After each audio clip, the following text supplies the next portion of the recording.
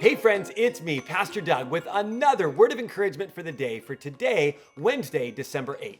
And today's word comes out of the book of Luke, chapter 1, verses 57 through 63. And in it, we continue to explore the origin story behind the enigmatic figure in the Christmas story named John the Baptist. And if you know the story or you remember from this Sunday, you'll know that John the Baptist's parents were named Zechariah and Elizabeth. They were well along in years, far past the age of childbearing, and yet God graced them with the gift of having a child. And on the day that the child was to be circumcised, that's 8 days after the birth of the baby, the family came together to name the child. And this was kind of a community experience. This was a family experience where the family would gather, and this was a significant day because names had significance and weight and meaning. Names were sort of prophetic, and they indicated what the parents and the family's hope for this child would be.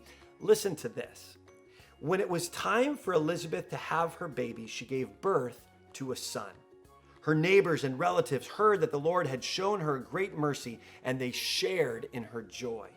On the 8th day, they came to circumcise the child, and they were going to name him after his father Zechariah, right? He was going to be Zechariah Jr., and that's what they expected to do. But his mother, Elizabeth, spoke up and said, "No, he is to be called John."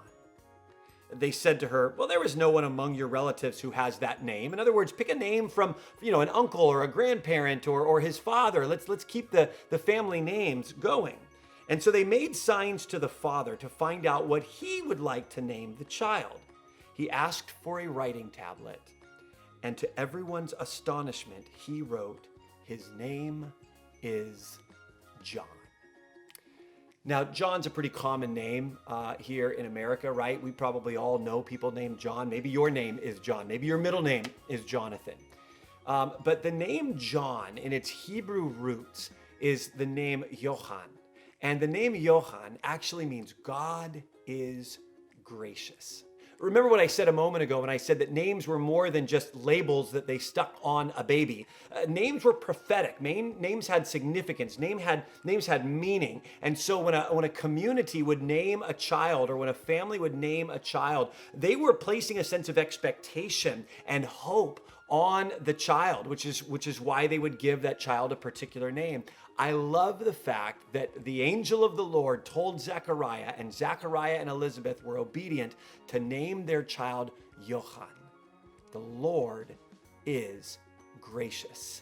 And friends, isn't that a beautiful way to prophetically declare what God's ministry through Jesus would ultimately be, right?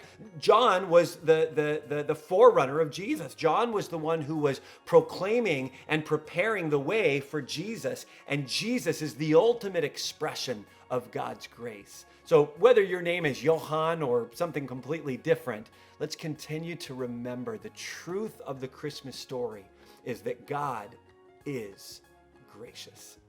Have a great day. We'll see you tomorrow.